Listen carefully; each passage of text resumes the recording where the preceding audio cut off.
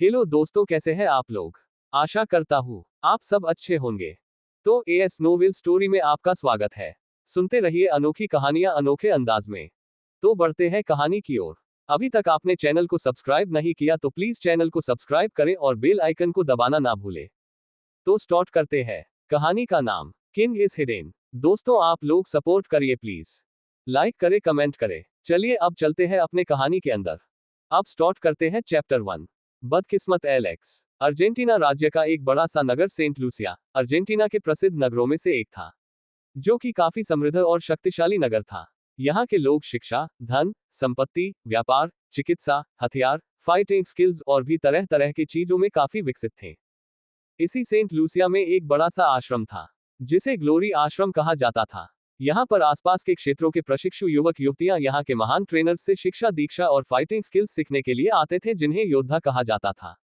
आज ग्लोरी आश्रम के एक बड़े से टेंपल ग्राउंड में आश्रम के सभी स्टूडेंट्स, महान ट्रेनर्स और नगर के हजारों लोग इकट्ठा हुए थे।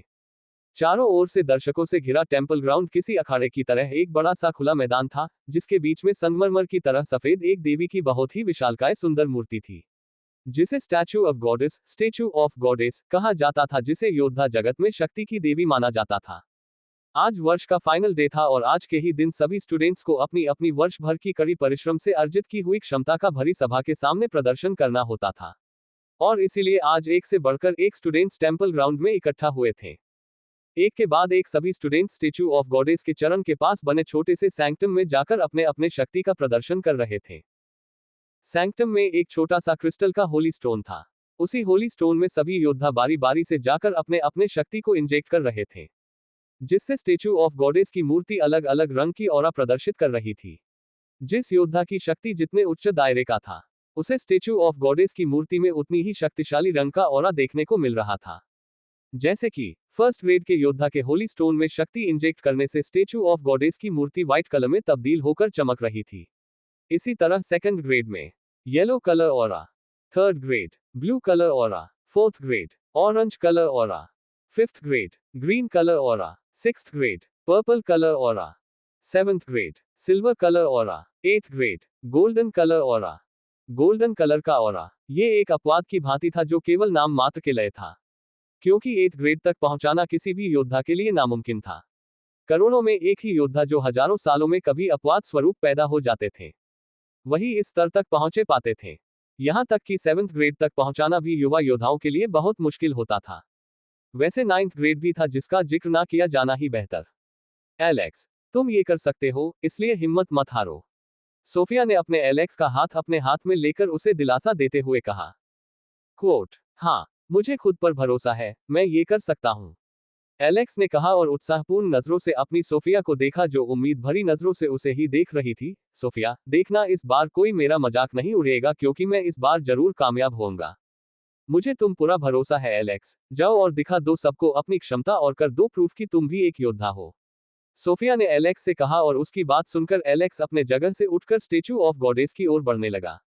अपनी बारी आने पर वो स्टैचू ऑफ गॉडेस के सैंक्टम की सीढ़ियां चढ़ते हुए होली स्टोन के करीब पहुंच गया। इस वक्त दर्शक दीर्घा में मौजूद सभी की निगाहें एलेक्स पर थी, जिससे एलेक्स खुद पर बहुत दबाव महसूस कर रहा था। उसकी धड़कनें तेजी से धड़क रही थी और वो खुद को शांत करने की असफल प्रयास कर रहा था।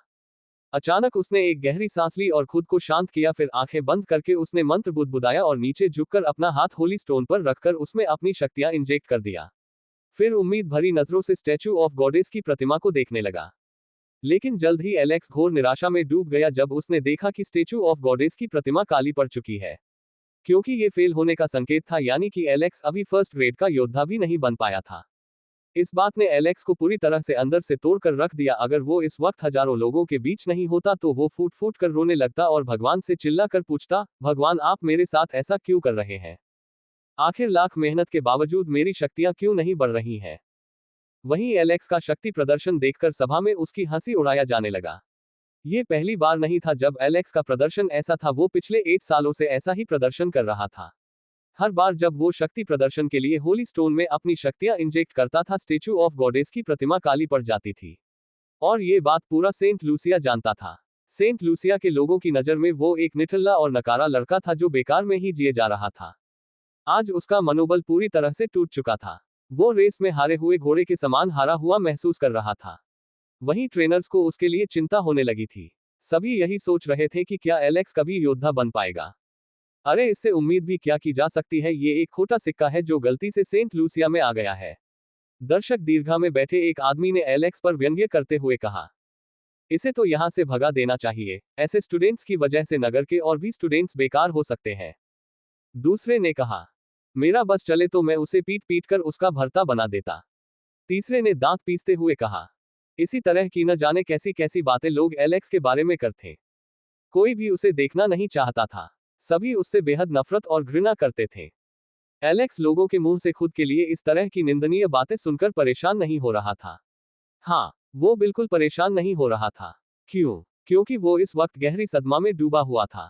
वो अंदर से इतना टूटा हुआ महसूस कर रहा था कि वो मर जाना चाहता था। पूरी साल लगन से कड़ी मेहनत करने के बावजूद जब फाइनल डे को स्टैचू ऑफ गॉडेस की प्रतिमा काली पड़ जाती थी तो ऐसे में एलेक्स के ऊपर क्या बिकता था ये तो सिर्फ वो और उसका दिल जानता था। वो बहुत मुश्किल से खुद को संभालते हुए सोफिया के पास पहुंचा। मुझे माफ करना सोफिया, मैं फिर से असफल रहा। निराश और हताश एलेक्स ने सोफिया से बहुत मुश्किल से कहा, मानो ये कहते हुए उसके मुंह से आवाज ही नहीं निकल रही थी। कोई बात नहीं एलेक्स, मुझे उम्मीद है कि आज ना सही लेकिन कभी ना कभी तो तुम जरूर कामयाब होंगे। सोफिया ने एलेक्स को दिलासा देते हुए कहा। सोफिया एलेक्स की गर्लफ्रेंड थी और वो दोनों एक दूसरे से बहुत प्यार करते थे। सोफिया 17 वर्ष की एक बेहद खूबसूरत लड़की थी जो 5th ग्रेड की योद्धा थी। 8 साल पहले सोफिया और एलेक्स दोनों एक साथ ही ग्लोरी आश्रम में आए थे। एलेक्स बचपन से ही दिखने में काफी अच्छा था और साथ ही उसका व्यवहार भी बेहतर था जिस वजह से वो दोनों एक दूसरे के करीब आ गए थे। लेकिन वो शक्ति के मामले में बहुत बदनसीब था। हालांकि इसके पीछे ऐसा नहीं था कि वो मेहनत नहीं करता था। वो मेहनत तो जी तोड़ करता था लेकिन पता नहीं क्यों वो अपनी शक्तियों को जागृत नहीं कर पा रहा था। जबकि उसके साथ के सभी स्टूडेंट्स अलग अलग ग्रेड पर पहुंच गए थे, सिर्फ एलेक्स ही था जो अभी तक 0 ग्रेड पर अटका हुआ था। लेकिन क्यों, इसका जवाब उसे खुद नहीं पता था। आज फिर से असफलता ने उसे घोर निराशा के कुएं में धकेल दिया था। उसका जी तो कर रहा था वो मर जाए लेकिन सोफिया की वजह से वो जीना चाहता था। वो सोफिया को बहुत पसंद करता था और उसके लिए वो दुनिया जहां की सारी खुशियां लाना चाहता था, लेकिन अपनी निराशाजनक जिंदगी के कारण वो सोफिया के लिए कुछ भी नहीं कर पा रहा था। हालांकि उससे जितना बनता था वो सोफिया के लिए उससे कहीं अधिक करता था। वो उसके बीमार होने पर उसकी देखभाल करता था, उसके लिए खाने तक बनाता था। कभी कभी जब सोफिया को सोने के सिक्कों की जरूरत होती थी तो एलेक्स उसके लिए बाजार के किसी रेस्टोरेंट में जाकर जूठे बर्तन भी मांज दिया करता था और उससे जितने सोने के सिक्के मिलते थे वो उसे सोफिया को दे दिया करता था। इतना ही नहीं, वो सोफिया के लिए जंगलों में जाकर खूंखार जानवरों का शिकार करने का भी कोशिश करता था, लेकिन अपने 0 ग्रेड के कमजोर शक्ति के कारण वो इतना भी सक्षम नहीं था कि वो एक जंगली चूहे का भी शिकार कर पाए। अपनी गरीबी और फटेहाल जिंदगी से ग्रस्त एलेक्स एक शिकारी गुट में काम करता था। वो ग्लोरी आश्रम से अपनी रोज की ट्रेनिंग अटेंड करने के बाद रोज शिकारी गुट के साथ शिकार पर जाया करता था। हालांकि वो अपनी कमजोर स्थिति की वजह से खुद शिकार नहीं करता था, बल्कि वो शिकार किए हुए उन जानवरों को धोता था जिसे शिकारी गुट के लोग मारते थे। शिकारी गुट के लोग एलेक्स को उन जानवरों के भारी शरीर को जंगल से निकालकर नगर तक लाने का 2 सोने का सिक्का देते थे, जो इतनी कम रकम थी कि एलेक्स सोफिया के लिए तो दूर की बात है, खुद के लिए भी कुछ अच्छा जैसे कि एनर्जी बूस्टर ड्रिंक नहीं खरीद सकता था। हाँ, लेकिन वो उन्हें इकट्ठा करके रखता था और समय आने पर सोफिया को दे दिया करता था। वैसे सोफिया आज 5th ग्रेड की योद्धा है, इसके पीछे एलेक्स का ही हाथ था। कुल मिलाकर कहा जाए तो एलेक्स खूबसूरत सोफिया को हद से भी ज्यादा चाहता था। वो उसे अपनी जिंदगी का हिस्सा समझता था और वक्त आने पर वो उससे शादी करने के भी सपने देखता था। पिछले 8 साल में सोफिया पर उसने अपनी कमाई का लगभग 5000 सोने का सिक्का खर्च कर चुका है, जो कि इतना बड़ा रकम है कि उतने में वो घर खरीद सकता था। खैर, शक्ति परीक्षण के समाप्त होने के अगले दिन एलेक्स आज ट्रेनिंग अटेंड करने के लिए एकेडमी नहीं गया था। वो आज सुबह से ही शिकारी गुट के साथ शिकार पर गया था ताकि वो आज अधिक से अधिक सोने के सिक्के कमा सके। दरअसल कल शक्ति परीक्षण में उसने देखा कि सोफिया 6th ग्रेड की योद्धा बन गई थी और इसीलिए वो आज उसे नगर के सबसे अच्छे रेस्टोरेंट में ले जाकर उसे जादुई व्यंजन खिलाना चाहता था, ताकि उसकी शक्तियां और बढ़ सके।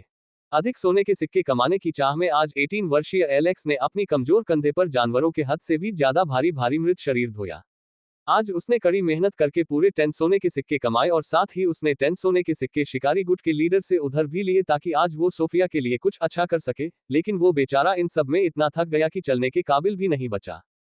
रात हो चुकी थी, इसीलिए उसकी दयनीय दशा देखकर शिकारी गुट के लीडर ने उसे घर जाने के लिए अपना घोड़ा दे दिया। आपका बहुत बहुत शुक्रिया लीडर स्टीव। एलेक्स ने लीडर के सामने अपनी खुशी जाहिर करते हुए कहा, वो इस वक्त कितना खुश था ये तो वही जानता था। क्वोट, हाँ हाँ ठीक है, अब तुम जाओ और आराम करो, वरना थकान से बीमार पड़ गए तो कल शिकार पर नहीं जा पाओगे, लीडर स्टीव ने कहा। वो घोड़ा पर बैठा और अपने घर की ओर चल पड़ा। चलो, कम से कम इसी बहाने आज मैं सोफिया को पूरे सेंट लूसिया की घुड़सवारी कराऊंगा, एलेक्स ने मन ही मन खुद से कहा। सोफिया को घुड़सवारी करना बहुत पसंद था और इसीलिए एलेक्स बहुत समय से चाहता था कि वो कभी सोफिया को पूरे सेंट लूसिया की घुड़सवारी कराए, लेकिन अपनी फटेहाल जिंदगी की वजह से वो आज तक ऐसा नहीं कर पाया था। रेंट पर एक दिन के लिए घोड़ा लेने पर लगभग 80 सोने के सिक्के खर्च करने पड़ते थे और इसीलिए एलेक्स आज तक सोफिया को घुड़सवारी नहीं कर पाया था। लेकिन आज वो उसे जी भर के घुड़सवारी कराएगा, ऐसा सोचते हुए वो खुशी खुशी आगे बढ़ ही रहा था कि तभी उसने एक आलीशान रथ को जाते हुए देखा। 4 पहिए वाले उस रथ को 2 सुंदर सफेद घोड़े खींच रहे थे। रथ काफी सुंदर था, जिसे देखकर एक पल को एलेक्स की आंखें उस पर थम सी गई। वाह, क्या गजब का सुंदर रथ है, उसने दबी आवाज में कहा और सोचने लगा कि क्या वो अपनी जिंदगी में कभी ऐसे रथ पर सोफिया को घुमा पाएगा। ये सोचते हुए वो उस सुंदर रथ को देख ही रहा था कि तभी उसकी नजर सामने से गुजरते हुए उस रथ के खिड़की पर पड़ी, जिसके आधे खुले हुए पर्दे से अंदर उसने जो देखा देखकर उसकी आंखें फैल गई। उस आलीशान रथ के अंदर उसकी सोफिया एक युवा पुरुष से चिपक कर बैठी हुई थी और उससे खुशी खुशी बातें करने में मग्न थी। सोफिया को देखते ही एलेक्स उसे पहचान गया। ये तो सोफिया थी, लेकिन वो इतनी सुंदर रथ में बैठकर इस समय एक लड़के के साथ कहाँ जा रही है, मन ही मन सोचते हुए वो उसे आवाज लगाया, सोफिया। हालांकि रथ के पहियों के गड़गड़ाहट के चलते उसकी आवाज सोफिया तक नहीं पहुंच सकी। वो तुरंत लगाम खींचकर घोड़े को घुमाया और रथ के पीछे जाने लगा। वो रथ बहुत तेज गति से आगे बढ़ रही थी और जल्द ही एक आलीशान सराय के द्वार पर आकर रुकी। एलेक्स जब तक सराय के द्वार पर पहुंचा, वो युवा पुरुष सोफिया को अपने साथ लेकर सराय के अंदर जा चुका था। वो कूदकर घोड़े से उतरा और जैसे ही सराय के अंदर जाने को हुआ, द्वार पर खड़े सुरक्षाकर्मियों ने उसका हुलिया देखकर उसे रोक दिया। एलेक्स ने फटा पुराना पोशाक पहना हुआ था, जो आज दिन भर के काम के कारण पूरी तरह से मटमैला हो गया था। देखिए, मुझे अंदर जाने दीजिए, एलेक्स ने हाथ जोड़कर रिक्वेस्ट करते हुए कहा। देखो, यहाँ सिर्फ वीआईपी लोग ही आ सकते हैं, इसीलिए फौरन यहाँ से चले जाओ, वरना हम तुम्हें धक्के मारकर भगा देंगे, सुरक्षाकर्मी ने उस पर बिगड़ते हुए कहा।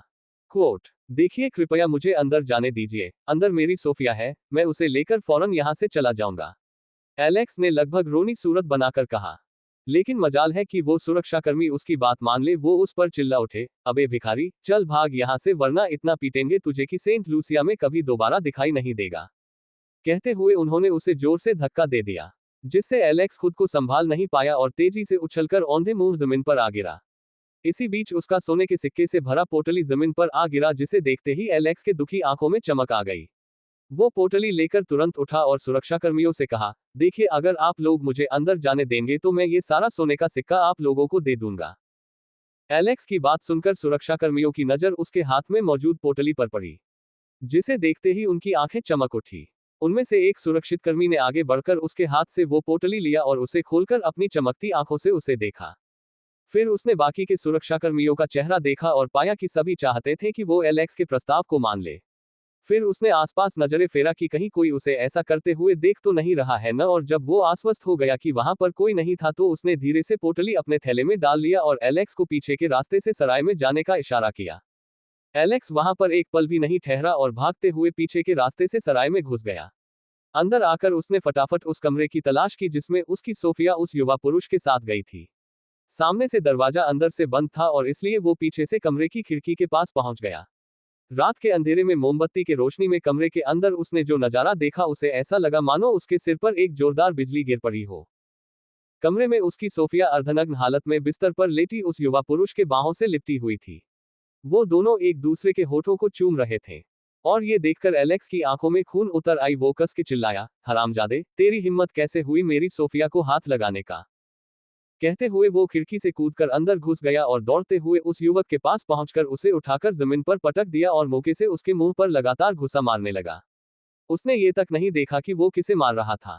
वहीं सोफिया ने जब एलेक्स को देखा तो एक पल के लिए उसका खून सूख गया, लेकिन जल्द ही वो बिस्तर के चादर से अपना अर्धनग्न बदन ढककर उसके सामने आ गई और अपने 6th ग्रेड की ताकत का इस्तेमाल करके उसे तेजी से धक्का देकर दूर गिरा दिया और उस पर चिल्ला उठी, एलेक्स, तुम्हारी हिम्मत कैसे हुई राजकुमार हैरिस पर हाथ उठाने की।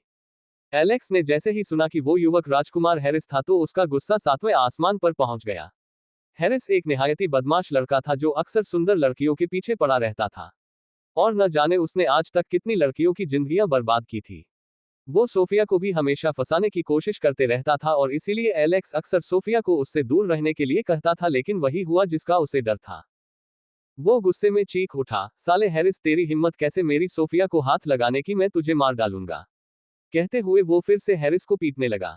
लेकिन तभी सोफिया ने बीच में आकर उसे रोक दिया। उस पर चिल्ला उठी, एलेक्स, बंद करो अपना ये उलझुलू हरकत। मैं राजकुमार हैरिस से प्यार करती हूँ और अगर तुमने अब इन पर हाथ उठाया तो मैं और बर्दाश्त नहीं कर पाऊंगी। सोफिया के व्यवहार से एलेक्स को ऐसा लगा जैसे कि उसके किसी अपने ने उसके दिल पर छुरा मार दिया हो। सोफिया की बातें उसके दिल पर जा लगी, बिल्कुल किसी धारदार चाकू की तरह। वो सोफिया से रूंधे स्वर में बोला, सोफिया, ये सब क्या है, ये तुम क्या कर रही हो? वही जो मुझे करना चाहिए। सोफिया ने गुस्से में कहा। लेकिन तुम तो मुझसे प्यार करती हो ना, फिर तुम किसी और के साथ ऐसा कैसे कर सकती हो? एलेक्स ने कहा। हाँ, करती थी प्यार तुमसे, लेकिन अब नहीं, अपनी औकात देखी है। धन के कपड़े खरीदने के तो तुम्हारे पास पैसे नहीं है, और ऊपर से तुम एक योद्धा भी नहीं हो जो मेरे लिए धन कमा कर ला सको, तो तुम मुझे जिंदगी भर कैसे खुश रखोगे? इसीलिए अब हम दोनों के बीच सब कुछ खत्म। अब मैं राजकुमार हैरिस से प्यार करती हूँ और हम जल्द ही शादी करेंगे। सोफिया ने झुंझलाकर कहा। क्वोट, सोफिया, तुम इस धोखेबाज, मक्कार के बात में कैसे आ गई? तुम जानती हो कि ये सही इंसान नहीं है। देखो, अब भी मौका है, छोड़ दो इसे और चलो मेरे साथ। एलेक्स ने कहा। बस, अब बहुत हुआ, मैंने जो भी किया है सोच समझ कर किया है, इसीलिए अब जाओ यहां से। सोफिया ने बिगड़ते हुए कहा। एलेक्स अब तो पूरी तरह से टूट चुका था। वो अपना टूटा दिल लेकर अपने जगह से उठा और कमरे से निकलकर भाग गया। उसकी आंखों से आंसू झरने से गिरते पानी की तरह लगातार बहते जा रहे थे। उसने कभी अपने सपने में भी ये नहीं सोचा था कि वो सोफिया जो अक्सर उससे जिंदगी भर साथ निभाने की वादे करती थी, वो कभी धन दौलत की लालच में उसे इस तरह से ठुकरा देगी। वो जब रोते हुए सराय से निकल रहा था तो सभी उसे ही देख रहे थे, और ये देखकर उसने अपने आंसू पोंछे और भागते हुए बाहर आ गया और घोड़े पर सवार होकर तेजी से जंगल की ओर ऐसे भाग गया जैसे रेस का घोड़ा सामने से गुजर गया हो। वहीं सुरक्षाकर्मियों ने जब उसे रोते हुए जाता हुआ देखा तो वो कुछ भी समझ नहीं पाए। लेकिन तभी एक सुरक्षाकर्मी जो उन्हीं में से एक था वो सराय से बाहर आया, जिसे देखकर वो सभी उससे पूछ बैठे कि वो लड़का यहां से रोते हुए क्यों भाग गया। क्या उसे किसी ने अंदर पिटा? लड़की का मामला है दद्दा, लड़की का मामला। उसकी गर्लफ्रेंड कमरा सख्या 35 में किसी राजकुमार हैरिस के साथ जवानी के मजे लूट रही थी और उसने उन्हें देख लिया। उस सुरक्षाकर्मी ने व्यंग करते हुए कहा। ओह, तो मामला धोखे का है, लड़के का दिल टूट गया है, इसीलिए तो हमने सोचा कि वो रोते हुए यहां से क्यों भागा। सुरक्षाकर्मी ने हंसते हुए कहा। दौलत बड़ी कुत्ती चीज है, दौलत के आगे हर किसी की ईमान डोल जाती है। एक सुरक्षाकर्मी ने अजीब से भाव में कहा। वो सभी ये बात अच्छे से समझ रहे थे कि लड़की ने एलेक्स को धोखा दिया था तो इसके पीछे धन दौलत का ही मामला था, हैसियत की वजह से ही उस लड़की ने एलेक्स को धोखा दिया था। वैसे भी वो एक राजकुमार को छोड़कर एक भिखारी के साथ क्यों आना चाहेगी जिसके पास कुछ भी ना हो, यहां तक कि पहनने के लिए धन के कपड़े भी ना हो। वहीं दूसरी ओर एलेक्स घने जंगल में आ गया था और वो मर जाना चाहता था। इतने कुछ के बावजूद आज वो कुछ भी सहने के काबिल नहीं बचा था। पहले ही वो अपनी शक्तियों को लेकर परेशान था, जो कम नहीं था कि अब सोफिया ने उसके साथ इतना बड़ा धोखा कर दिया जिसके लिए वो न जाने दिन रात कितनी मेहनत करता था। वो आसमान की ओर देख रहा था। उसके ऊपर काले बादल फटने को धमकी दे रहे थे। वो गुस्से में कस के चिल्लाया, क्यों भगवान, आप किस बात की सजा दे रहे हैं मुझे? उसकी आवाज पूरे जंगल में गूंज उठी। अगले ही पल आसमान में तेजी से बिजली कड़की, जिससे एक पल को पूरा जंगल चांदी की तरह चमक उठा। इसके तुरंत बाद जोरदार वर्षा होने लगी। एलेक्स फिर से चीखा, भगवान, जिस तरह से मुझे ये जिंदगी दिया है उसी तरह से मार दीजिए मुझे। अब मैं और नहीं बर्दाश्त कर सकता ये जुल्म। एलेक्स ने चिल्लाया ही था कि तभी बूम, उसे अपने अंदर विस्फोट होता हुआ महसूस हुआ। और इससे पहले कि वो कुछ भी समझ पाता, उसे अपने शरीर में तेजी से एनर्जी बढ़ती हुई महसूस हुई, मानो उसके अंदर एनर्जी की बाढ़ आ गई हो। और जब तक सब कुछ सामान्य हुआ, अचानक उसके आंखों के सामने एक टेलीपोर्टेशन लूप खुल गया, जिसमें से एक शाही दूत बाहर निकाला और झुककर उसका अभिवादन करते हुए कहा, महान साम्राज्य सोमालिया के राजकुमार जियान की जय हो। कहते हुए उस शाही दूत ने एलेक्स को एक शाही संदेश पत्र दिया, जो महान साम्राज्य सोमालिया के राजा द्वारा उसके लिए भेजा गया था। और फिर वो दूत वहां से गायब हो गया। एलेक्स ने उस शाही संदेश पत्र को खोलकर देखा तो उसमें लिखा था, प्रिय एलेक्स उर्फ राजकुमार जियान, आपने 8th ग्रेड का योद्धा बनकर आखिरकार शाही परिवार के उत्तराधिकारी होने के शर्त को पूरा कर लिया है। इसीलिए अब से आप सोमालिया साम्राज्य के उत्तराधिकारी बना चुके हैं। अब से आप परिवार के सभी शक्तियों का इस्तेमाल कर सकते हैं। साम्राज्य की तरफ से आपके लिए छोटा सा उपहार है, इसे स्वीकार करें। पत्र के दूसरी ओर एक छोटा सा रॉयल टोकन था, जिसे देखते ही एलेक्स की नीली आंखों में चमक आ गई। वो उस टोकन को खुशी से अपने हाथ में लेता है। ये उपहार कितना कीमती था ये एलेक्स अच्छे से जानता था। आखिर कौन था एलेक्स, और क्या था उसकी असलियत, और कैसे 0 ग्रेड का एलेक्स कुछ ही पलों में 8 ग्रेड का योद्धा बन गया था। जानने के लिए पढ़े अगला भाग। अब स्टार्ट करते हैं चैप्टर 2, महान उपलब्धि। पत्र के दूसरी ओर एक छोटा सा रॉयल टोकन था, जिसे देखते ही एलेक्स की नीली आंखों में चमक आ गई। ये उपहार कितना कीमती था ये एलेक्स अच्छे से जानता था। वो उस रॉयल टोकन को खुशी से अपने हाथ में ले लेता है। इस समय एलेक्स के खुशी का ठिकाना नहीं था। अभी थोड़ी देर पहले उसके पास जीने की कोई वजह नहीं बची थी, और वो मरना चाहता था। लेकिन अब उसके पास जीने की 2 वजह थी। पहला तो ये कि वो एक असली योद्धा बन गया था, और दूसरा उसके शाही परिवार ने उसे साम्राज्य का उत्तराधिकारी बना दिया था। असल में एलेक्स अर्जेंटीना राज्य के सबसे बड़े साम्राज्यों में से एक सोमालिया साम्राज्य के राजा एमिलियानो का सबसे बड़ा पोता था। एलेक्स अब तक अपने शाही परिवार से दूर था, क्योंकि वो अब तक उत्तराधिकारी बनने का परीक्षा दे रहा था। दरअसल शाही परिवार में एक पारंपरिक रीति रिवाज का चाल चलन था, जिसके मुताबिक साम्राज्य का उत्तराधिकारी बनने के लिए शाही परिवार के बेटों को एक कठिन परीक्षा में भाग लेना होता था, जिसमें भाग लेने के बाद उन्हें अपना पहचान बदलकर किसी आश्रम में रहकर खुद से खुद का खर्च उठाकर 8 ग्रेड का योद्धा बनना होता था। और इस बीच वो परिवार से किसी भी तरह का संपर्क नहीं रख सकते थे और ना ही उनसे मदद ले सकते थे, चाहे इसमें उनकी जान ही क्यों ना चली जाए। परीक्षा इसलिए और ज्यादा कठिन हो जाता था क्योंकि एक बार परीक्षा में भाग लेने के बाद परीक्षा में सफल हुए बिना वो घर नहीं लौट सकते थे, चाहे इसमें उनकी पूरी उम्र ही क्यों ना बीत जाए। परीक्षा बहुत कठिन थी क्योंकि 8 ग्रेड का योद्धा बनना लगभग नामुमकिन होता था। इसलिए परिवार के सभी बेटे उत्तराधिकारी बनने के इस कठिन परीक्षा में भाग भी नहीं लेते थे, और इसी वजह से एलेक्स के पिताजी ने भी इस परीक्षा में भाग नहीं लिया था। लेकिन एलेक्स को भविष्य में अपने साम्राज्य का राजा बनना था, इसीलिए वो उत्तराधिकारी बनना चाहता था, जिसके लिए उसने 8 साल पहले इस परीक्षा में भाग लिया था। और आखिरकार आज वो कामयाब हो ही गया था, वरना आज से पहले तो उसे ऐसा लगता था कि वो इस परीक्षा में भाग लेकर हमेशा हमेशा के लिए अपने परिवार से अलग हो गया है और वो परिवार का हिस्सा नहीं रहा। और उसका ऐसा सोचना जायज भी था, क्योंकि उसके कई चाचा थे जो इस परीक्षा में भाग लिए थे और अब बूढ़े होने को चले थे। लेकिन वो परीक्षा में सफल न होने के कारण अब तक घर नहीं लौट सके थे, और अगर घर लौटने की वो कोशिश करते तो भी उन्हें आने नहीं दिया जाता, क्योंकि शाही परिवार का नियम बहुत ही स्ट्रिक्ट था। एक बार परीक्षा में भाग लेकर सफल हुए बिना फिर से परिवार में सदस्यता पाना नामुमकिन था। फिलहाल एलेक्स अपने हाथ में रॉयल टोकन को लिए निहारते हुए इस बात को समझने की कोशिश कर रहा था कि आखिर वो एकदम से 8 ग्रेड पर कैसे पहुंच गया था, जबकि आज से पहले तो वो फर्स्ट ग्रेड पर भी नहीं पहुंच पाया था।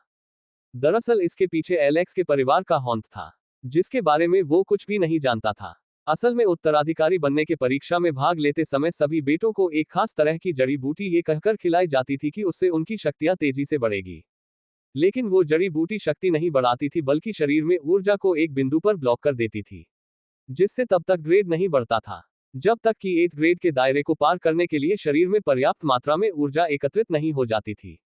और सालों के कड़ी परिश्रम के बाद जैसे ही 8 ग्रेड के दायरे को तोड़ने के लिए शरीर में पर्याप्त मात्रा में ऊर्जा एकत्रित हो जाती थी तो वो ब्लॉक ऊर्जा बिंदु खुद ब खुद दबाव के कारण खुल जाती थी, जिससे क्षमता 0 से सीधे 8 ग्रेड पर पहुंच जाती थी। परिवार ऐसा इसलिए करता था क्योंकि इससे एक अद्भुत फायदा मिलने की संभावना होती थी, और वो फायदा बहुत ही दुर्लभ फायदा था। दरअसल ऊर्जा के दबाव के कारण ब्लॉक खुलते समय योद्धा का ग्रेड 9 पर भी पहुंचने की संभावना होती थी। हालांकि आज तक ऐसा परिवार के किसी भी सदस्य के साथ हुआ तो नहीं था, लेकिन कुछ कहा नहीं जा सकता था कि किसके साथ ये दुर्लभ चमत्कार हो जाए। और साथ ही उस जड़ी बूटी के और भी फायदे थे। इससे योद्धा बार बार असफल होकर कामयाबी के लिए कड़ी से कड़ी मेहनत करता था, जिससे उनकी इच्छा शक्ति तो प्रबल होती ही थी, साथ में वो दृढ़ निश्चय भी हो जाते थे। बस यही कारण था कि कड़ी परिश्रम के बावजूद भी एलेक्स 8 सालों से अपने शक्ति का ग्रेड नहीं बढ़ा पा रहा था। लेकिन वो अब 8 ग्रेड का योद्धा बन चुका था, और वो स्टैचू ऑफ गॉडेस की प्रतिमा के पास जाकर अपनी वास्तविक ग्रेड चेक करना चाहता था। वो जानना चाहता था कि क्या वो सच में 8 ग्रेड पर पहुंच गया था, या उसका परिवार उसे मरने से बचाने के लिए उसके साथ ऐसा कर रहा था। लेकिन वो ये भी जानता था कि उसका परिवार तब तक उसका कोई मदद नहीं करेगा जब तक कि वो परीक्षा में सफल नहीं हो जाता। और अगर उसे उत्तराधिकारी बनने का शाही संदेश पत्र परिवार की तरफ से मिल चुका है, तो जाहिर सी बात है कि वो परीक्षा पास कर चुका है।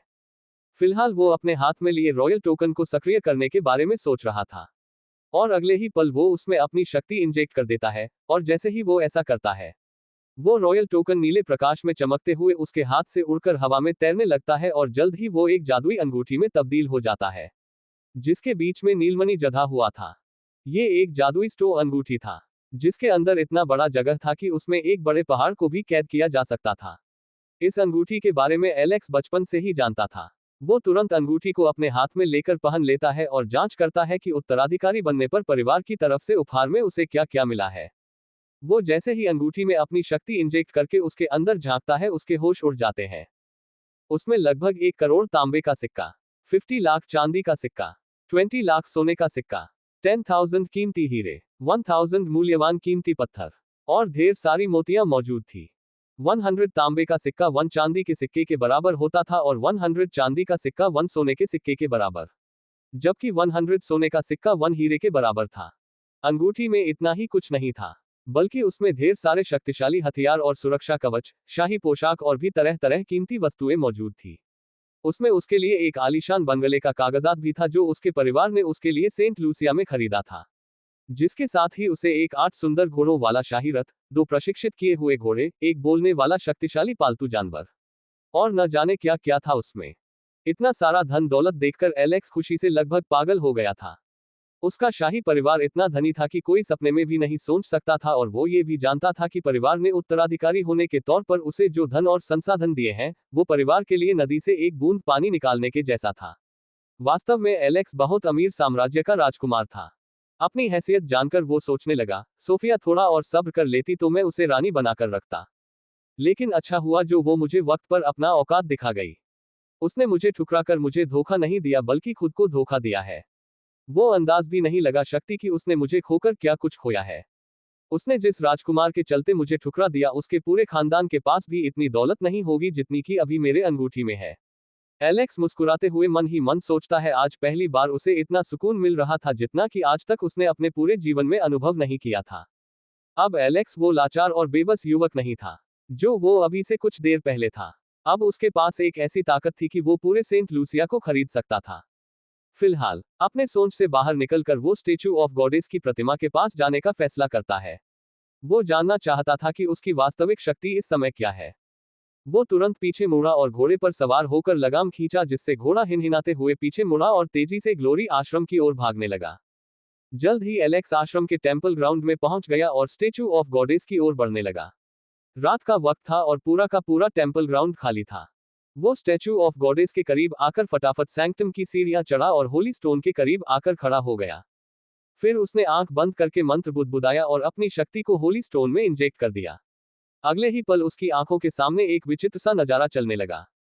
वो प्रतिमा जो हर बार उसके होली स्टोन में शक्ति इंजेक्ट करते ही काली पड़ जाती थी, वो एकदम से सफेद रंग के ऑरा में चमकने लगती है, जो इस बात का संकेत था कि उसकी शक्ति फर्स्ट ग्रेड पर पहुंच गई थी। और ये देखकर इससे पहले कि एलेक्स कंफ्यूज होता, स्टेचू ऑफ गॉडेस की ऑरा येलो कलर की हो जाती है। इसके तुरंत बाद ब्लू कलर, फिर ऑरेंज कलर, इसके बाद ग्रीन कलर और फिर पर्पल कलर, इसके बाद सिल्वर कलर और फिर देखते ही देखते स्टैचू ऑफ गॉडेस का ऑरा गोल्डन कलर का जाता हो जाता है, जो इस बात का संकेत था कि एलेक्स की शक्ति 8th ग्रेड पर पहुंच गई थी। अपनी वास्तविक शक्ति का ग्रेड देखकर इससे पहले कि एलेक्स खुश होता, अचानक बूम, एक जोरदार धमाके का आवाज पूरे सेंट लूसिया में गूंज जाता है।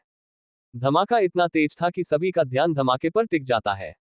सभी सोचने लगते हैं आखिर ये धमाका कैसा था, और ये देखने के लिए सभी अपने अपने घर से बाहर निकलते हैं। स्टैचू ऑफ गॉडेस की मूर्ति इतनी बड़ी थी कि सेंट लूसिया के किसी भी हिस्से से उसे आसानी से देखा जा सकता था, और यही कारण था कि जैसे ही सभी अपने अपने घरों से बाहर निकले थे, उन्हें स्टैचू ऑफ गॉडेस की प्रतिमा गोल्डन कलर की ऑरा में चमकता हुआ दिखाई देता है, जिसे देखते ही उन्हें समझाने में देर नहीं लगता है कि ये 8th ग्रेड का ऑरा था। यानी कि स्टैचू ऑफ गॉडेस के पास इस वक्त कोई ऐसा योद्धा मौजूद था जो अपने शक्ति के 8th ग्रेड पर पहुंच गया था, जो कि सभी के लिए बहुत चौंकाने वाली बात थी। और यही कारण था कि सेंट लूसिया से भारी मात्रा में लोग आधी रात को ही टेंपल ग्राउंड की ओर भागने लगते हैं। सभी जानना चाहते थे कि आखिर कौन था वो महान योद्धा जिसने 8th ग्रेड की शक्ति अर्जित कर ली थी। एक ऐसे स्तर की शक्ति जिसके लोग सपने ही देखते थे, लेकिन उस स्तर की शक्ति अर्जित नहीं कर पाते थे। वहीं इस घटना से ग्लोरी आश्रम के ट्रेनर्स और स्टूडेंट्स भी भागते हुए टेंपल ग्राउंड में इकट्ठा होने लगे थे। हालांकि इससे पहले कि कोई भी उस योद्धा का चेहरा देखता, अचानक पूरा का पूरा टेम्पल ग्राउंड भूकंप में थर्राते किसी चट्टान की तरह थर थर थर थर कांपने लगा। और इस घटना से इससे पहले कि कोई कुछ भी समझ पाता, बूम, फिर से एक जोरदार धमाका हुआ और अगले ही पल स्टेचू ऑफ गॉडेस की मूर्ति से एक साथ 8 तरह के रंगों से मिलकर एक शक्तिशाली ऑरा बनकर दिखाई देने लगता है, जो इतना तेज था कि सभी के लिए उस प्रतिमा की ओर देखना बहुत मुश्किल हो गया था। 5th ग्रेड से नीचे के योद्धा तो उस ओर देखने में भी सक्षम नहीं हो पा रहे थे, जबकि शक्तिशाली योद्धा कुछ हद तक प्रतिमा के पास घट रहा एक दुर्लभ नजारा देख पा रहे थे। वो देख पा रहे थे कि स्टैचू ऑफ गॉडेस की आंखों से दिव्य प्रकाश निकलकर सीधे प्रतिमा के सैंक्टम में खड़े योद्धा के शरीर से टकराने लगी थी, जिससे उस योद्धा का शरीर दिव्य पुरुष की तरह चमकने लगा था और साथ ही उसका शरीर स्टैचू ऑफ गोसे की शक्ति से हवा में तैरते हुए ऊपर उठने लगा था। नजारा देखकर सभी की आंखें फटी की फटी रह गई थी। असंभव, ऐसा नहीं हो सकता, एक वरिष्ठ ट्रेनर ने हैरानी में कहा। क्या नहीं हो सकता ट्रेनर? बगल में खड़े दूसरे ट्रेनर ने पूछा। जैसा कि मैंने किस्से कहानियों में सुना है, उससे मैं ये कह सकता हूं कि ये 9th ग्रेड का ऑरा है, क्योंकि जब भी 8 कलर से मिलकर ऑरा बनता है, वो 9th ग्रेड का होता है। वरिष्ठ ट्रेनर ने पूरी तरह से आश्वस्त होकर कहा। क्या 9th ग्रेड का ऑरा? आखिर कौन है ये योद्धा? उस ट्रेनर ने आश्चर्य में पूछा। मैं ये नहीं बता सकता कि वो योद्धा कौन है, उसका शरीर इतनी तेजी से चमक रहा है कि मैं उसे देखने में सक्षम नहीं हो पा रहा हूं, वरिष्ठ ट्रेनर ने कहा। वरिष्ठ ट्रेनर पूरे सेंट लूसिया के सबसे ताकतवर योद्धाओं में से एक थे। वो भी 8th ग्रेड के योद्धा थे और जब वो ये नहीं देख पा रहे थे कि वो योद्धा आखिर कौन था, तो भला और कोई कैसे देख सकता था? वास्तव में 9th ग्रेड का योद्धा बनना कोई साधारण बात नहीं था। लोग तो पूरी जिंदगी मेहनत करने के बावजूद भी 8th ग्रेड के ही योद्धा नहीं बन पाते थे, और अगर कोई इतनी कम उम्र में 9th ग्रेड का योद्धा बन गया था, तो जाहिर सी बात है कि उसकी किस्मत या तो बहुत ज्यादा ही अच्छी थी या फिर उसके सिर पर स्वयं भगवान का हौंत था। फिलहाल तो पूरा का पूरा सेंट लूसिया नगर इस घटना से हैरान था। सभी अपने आप को भाग्यशाली समझ रहे थे जो इस घटना को स्वयं अपनी आंखों से देख पा रहे थे। जल्द ही टेम्पल ग्राउंड में जब सब कुछ सामान्य होने लगा, तो सभी आंखें फाड़ फाड़ कर उस दिव्य पुरुष को देखने की कोशिश करने लगे, जो अब हवा में तैरने की बजाय वापस से सैंक्टम में उतर गया था। हालांकि उसका शरीर दिव्य रोशनी में अब भी इतनी तेज चमक रहा था कि कोई भी उसे देखने में सक्षम नहीं हो पा रहे थे। अपनी क्षमता को लेकर एलेक्स इस समय कुछ ज्यादा ही उत्साहित था। वो देख पा रहा था कि वो महफिल जो हर बार उसके शक्ति परीक्षण का परिणाम देखकर उसका मजाक उड़ाया करता था, वो कैसे आंखें फाड़ फाड़ कर उसे देखने को पागल हुए जा रहा था। वो तुरंत वहां से जाने का फैसला करता है। वो बिल्कुल भी नहीं चाहता था कि वो उन लोगों को अपना पहचान बताए जो अक्सर उसे नीचा दिखाते थे और न जाने कैसी कैसी निंदनीय बातें करते थे उसके बारे में। वो तुरंत फ्लाइंग टेक्निक का इस्तेमाल करता है और अगले ही पल उसके पीठ पर एक जोड़ी सुनहरे पंख उगाते हैं, जिन्हें फड़फड़ाते हुए वो वहां से जैसे ही जाने के लिए उड़ता है कि तभी उसे ग्लोरी आश्रम के सबसे वरिष्ठ ट्रेनर का आवाज सुनाई देता है। हे महान योद्धा, आप कौन है? कृपया जाने से पहले हमें अपना पहचान बताएं। वरिष्ठ ट्रेनर की बात सुनकर एलेक्स हवा में ही रुक गया। वो जानता था कि अगर वो वरिष्ठ ट्रेनर के बात का जवाब दिए बिना चला गया, तो ऐसे में ये उन वरिष्ठ ट्रेनर का अपमान माना जाएगा, साथ ही उसके चरित्र पर सवाल भी उठाया जाएगा। वहीं वरिष्ठ ट्रेनर का बात सुनकर वहां उपस्थित सभी का कान खड़ा हो गया था। वो सभी उस दिव्य पुरुष द्वारा कहा गया उसका एक एक शब्द सुनना चाहते थे। एलेक्स का शरीर अब भी तेज प्रकाश में चमक रहा था। वो पीछे मुड़ा और कहा, मैं राजकुमार जियान हूं, सोमालिया साम्राज्य का नया उत्तराधिकारी। कहकर वो बिजली की रफ्तार से उड़ते हुए वहां से गायब हो गया। वहीं एलेक्स की बातों ने सभी को हैरान कर दिया था। सभी ये बात अच्छे से जानते थे कि सोमालिया साम्राज्य कितना बड़ा और धनी साम्राज्य था। अब किसी को हैरानी नहीं हो रही थी, क्योंकि इतने बड़े साम्राज्य के राजकुमार का इतना शक्तिशाली होना जायज था। आखिर जिस राज्य का राजा ही बहुत शक्तिशाली था, तो उसके परिवार के बेटे शक्तिशाली क्यों नहीं होंगे? वहीं एलेक्स के जाने के बाद भी अभी तक सभी बूथ बने खड़े थे, खासकर नए उम्र के युवा योद्धा, जिन्हें दिखावा बाजी करना पसंद था। लड़के तो उसके कामयाबी से ईर्ष्या कर रहे थे। सभी यही सोच रहे थे कि काश उनकी भी किस्मत इतनी अच्छी होती। जबकि लड़कियां तो राजकुमार जियान के सपने देखने लगी थी। सभी ये बहुत अच्छे से जान रही थी कि अगर राजकुमार जियान सोमालिया साम्राज्य का उत्तराधिकारी बन गया था, तो वो जल्द ही वहां का नया राजा भी बन जाएगा, और इतने महान साम्राज्य के राजा का पत्नी होना उनके लिए किसी महान उपलब्धि को हासिल करने से कम नहीं था। आखिर बात महान साम्राज्य सोमालिया की थी, जिसके चर्चे पूरे दुनिया में होती थी। एलेक्स की कामयाबी ने सभी को और अधिक मेहनत करने के लिए प्रोत्साहित किया था। वहीं टेम्पल ग्राउंड के एक हिस्से में एक खूबसूरत लड़की अपने चेहरे पर मासूमियत लिए खड़ी थी। जिसकी जोड़ी भर सुंदर आंखों में राजकुमार जियान के लिए प्रबल प्यास देखी जा सकती थी। वो लड़की और कोई नहीं बल्कि सोफिया थी। अब स्टार्ट करते हैं चैप्टर 3। परम सुंदरी। वहीं टेम्पल ग्राउंड के एक हिस्से में एक खूबसूरत लड़की खड़ी थी, जिसकी जोड़ी भर सुंदर आंखों में राजकुमार जियान के लिए प्रबल इच्छा देखी जा सकती थी। वो लड़की और कोई नहीं बल्कि सोफिया थी। वो कितनी बदकिस्मत थी, जो उसने अपने ही पैर पर कुल्हाड़ी मार लिया था। उसके हाथ इतना कीमती हीरा लगा था, लेकिन वो उसकी परख नहीं कर पाई। और अब वो उसी को पाने के सपने देख रही थी, जिसको उसने शक्तिहीन और लाचार समझकर ठुकरा दिया था। भगवान, मेरे नसीब में कोई ऐसा राजकुमार क्यों नहीं है?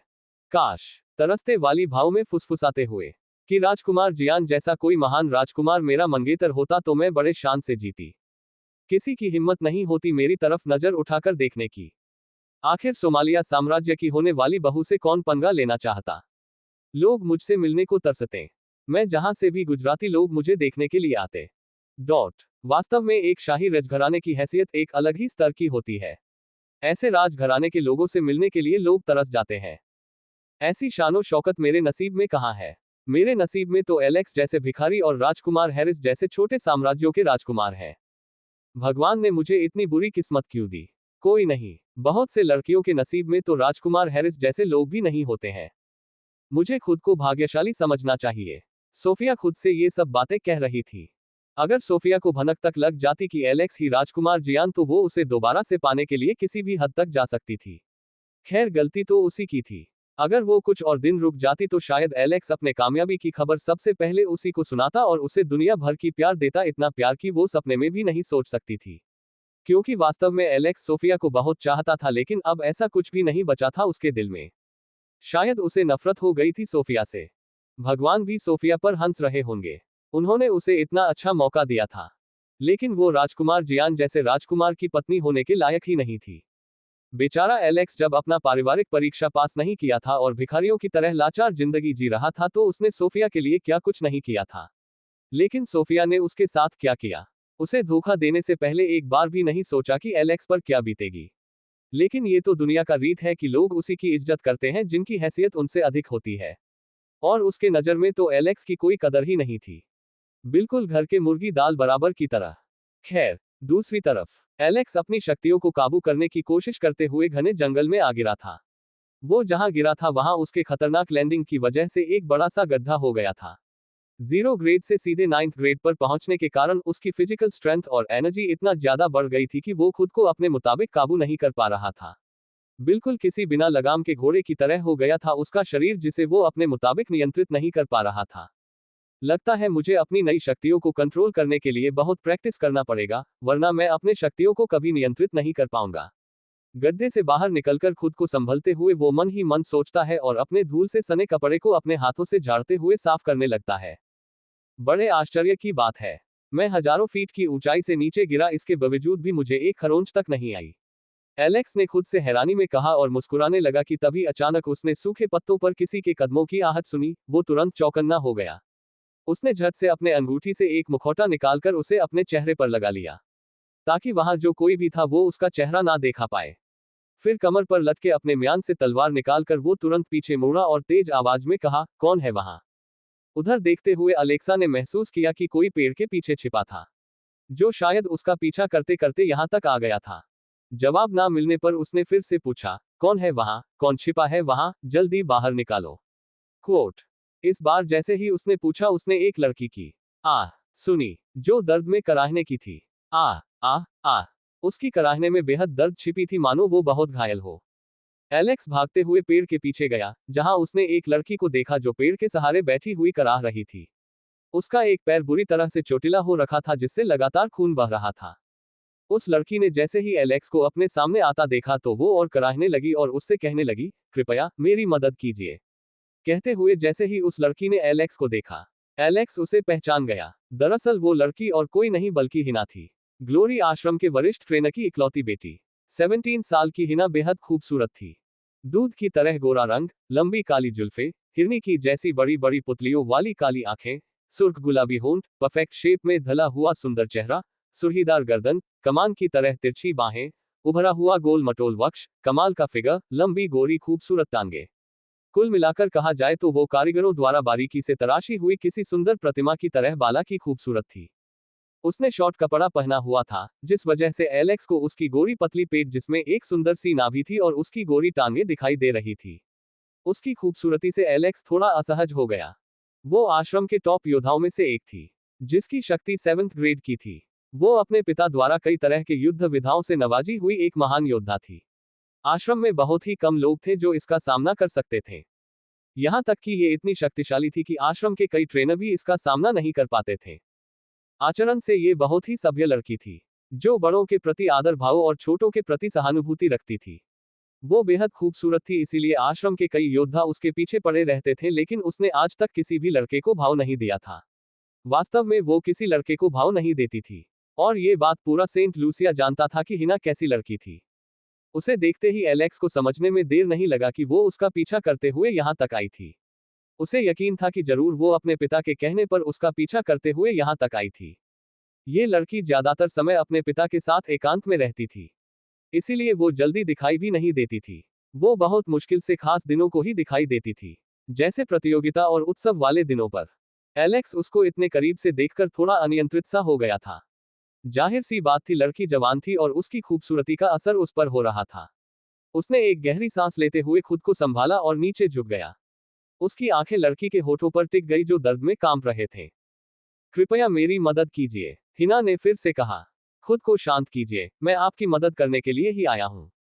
कहकर एलेक्स ने उसके जख्मी पांव पर हाथ रख दिया और मंत्र बुदबुदाकर उसने अपनी पवित्र ऊर्जा उसके जख्मी पैर में स्थानांतरित करने लगा, और जैसे उसने ऐसा किया, लड़की का जख्म तेजी से भरने लगा, और देखते ही देखते चोट के निशान ऐसे गायब हो गया मानो वहां पहले कभी चोट थे ही नहीं।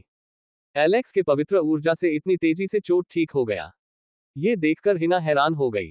हालांकि वो समझ सकती थी कि एलेक्स अपनी 9th ग्रेड की शक्ति की वजह से ही ऐसा कर पाया था, वरना बिना चिकित्सा के इस तरह के जख्मों को इतनी तेजी से ठीक करना असंभव था। आपका बहुत बहुत शुक्रिया, हिना ने आभार व्यक्त करते हुए कहा। क्या मैं जान सकता हूं कि आप इतनी रात को इस सुनसान जंगल में क्या कर रही हैं? खड़ा होते हुए एलेक्स ने हिना से पूछा। एलेक्स की बात सुनकर हिना लड़खड़ाने लगी।